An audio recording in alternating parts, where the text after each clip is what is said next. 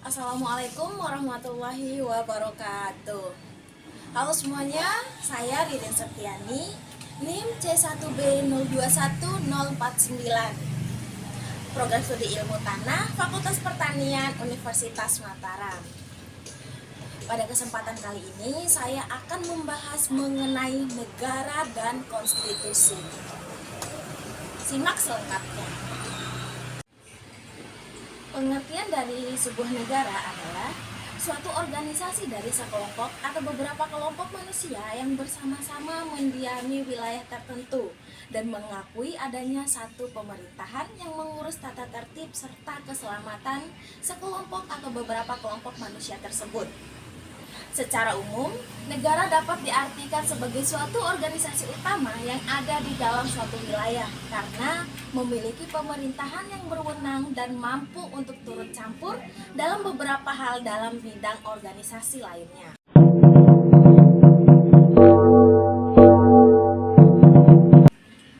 Unsur-unsur dari negara yang pertama adalah masyarakat atau rakyat sebagai individu yang mendiami dan berstatus sebagai warga di suatu negara.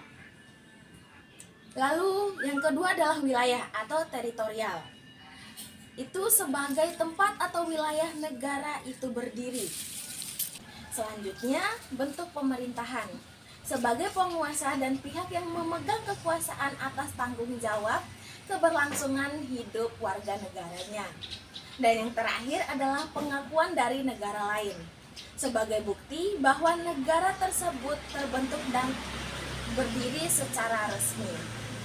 Sedangkan pengertian dari konstitusi itu sendiri, kata konstitusi berasal dari kata pembentukan yang berasal dari bahasa Prancis yaitu constituer. Belanda yang menggunakan istilah grondwet yang berarti suatu undang-undang yang menjadi dasar atau ground dari segala hukum bentuk organisasi yang pada umumnya berbentuk naskah yang seiring disebut dengan konstitusi atau undang-undang dasar. Dahulu, konstitusi digunakan sebagai penunjuk hukum penting yang dikeluarkan oleh kaisar atau raja yang digunakan secara luas dalam hukum konon untuk menandakan keputusan substitusi tersebut.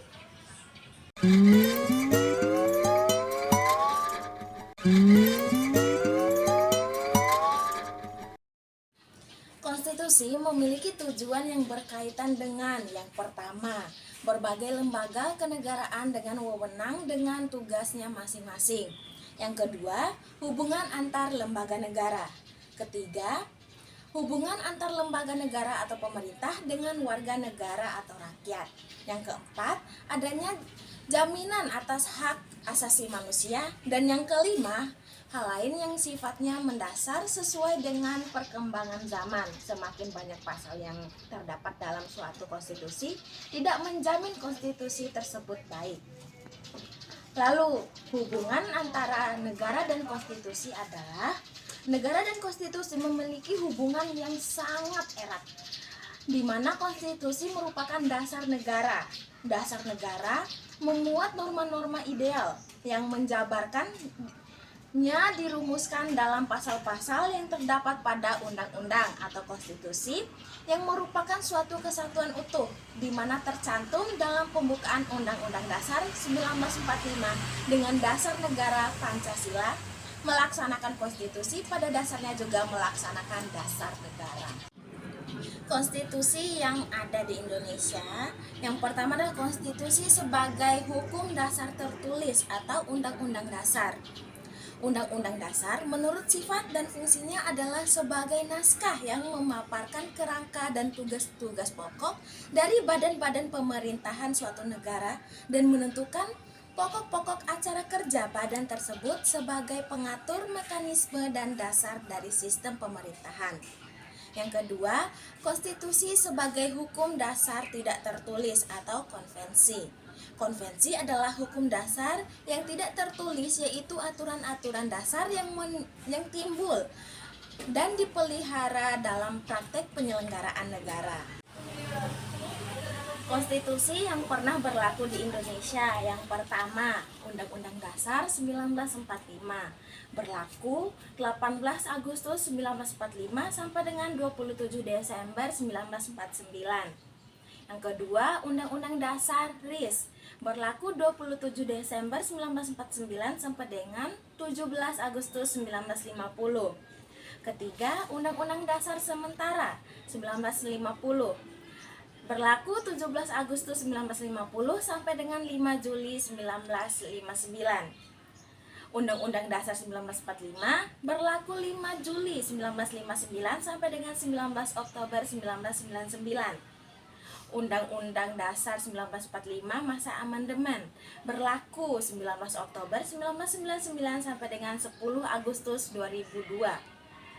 Dan yang terakhir, UUD 1945 amandemen berlaku 10 Agustus 2002 sampai dengan sekarang ini. Perubahan konstitusi di Indonesia. Dalam Undang-Undang Dasar 1945 terdapat satu pasal yang membahas tentang cara perubahan undang-undang, yaitu pasal 37 yang berisi: 1. Untuk mengubah Undang-Undang Dasar sekurang-kurangnya 2/3 daripada jumlah anggota MPR harus hadir. Kedua, putusan diambil dengan persetujuan sekurang-kurangnya 2/3 jumlah anggota yang hadir. Nah, yang jadi pertanyaannya adalah, kenapa sih Undang-Undang Dasar 1945 harus diamandemen? Nah, yang pertama karena Undang-Undang 1945 merupakan hukum dasar tertulis yang dijadikan landasan dalam penyelenggaraan negara, maka harus sesuai dengan aspirasi dan tuntutan kehidupan masyarakat Indonesia. Yang kedua, memberikan peluang pada bangsa Indonesia untuk membangun dirinya atau melaksanakan pembangunan yang sesuai dengan kondisi dan aspirasi masyarakat. Yang ketiga, menghidupkan perkembangan politik ke arah keterbukaan dan menghilangkan kesan jiwa Undang-Undang Dasar 1945 yang sentralistik dan otoriter. Sebab dengan adanya amandemen ini, masa jabatan presiden dibatasi, kekuasaan presiden dibatasi, sistem pemerintah desentralisasi dan otonom. Undang-Undang Dasar 1945 mengalami perubahan atau amandemen yang dilakukan dengan tujuan yang pertama, untuk menyempurnakan aturan dasar mengenai tatanan negara. Kedua, menyempurnakan aturan dasar mengenai jaminan dan pelaksanaan kedaulatan rakyat. Menyempurnakan aturan dasar mengenai jaminan dan perlindungan HAM. Menyempurnakan aturan dasar penyelenggaraan negara secara demokratis dan modern. Melengkapi aturan dasar mengenai kehidupan berbangsa dan bernegara. Undang-Undang Dasar 1945 mengalami setidaknya 4 kali perubahan atau amandemen dari tahun 1999 hingga 2002 sampai dengan menjadi Undang-Undang Dasar 1945 amandemen yang berlaku hingga sekarang ini. Keseluruhan amandemen Undang-Undang Dasar 1945 pada dasarnya meliputi: pertama, ketentuan mengenai hak-hak asasi manusia, hak dan kewajiban warga negara, serta mekanisme hubungan dengan negara dan prosedur untuk mempertahankannya apabila hak-hak itu dilanggar. Kedua, prinsip-prinsip dasar tentang demokrasi dan rule of law serta mekanisme perwujudannya dan pelaksanaannya seperti melalui pemilihan umum dan lain-lain. Format kelembagaan negara dan mekanisme hubungan antar organ negara serta sistem pertanggungjawaban para pejabatnya. Mungkin itu saja materi yang dapat saya sampaikan. Lebih dan kurangnya saya mohon maaf. Wassalamualaikum warahmatullahi wabarakatuh.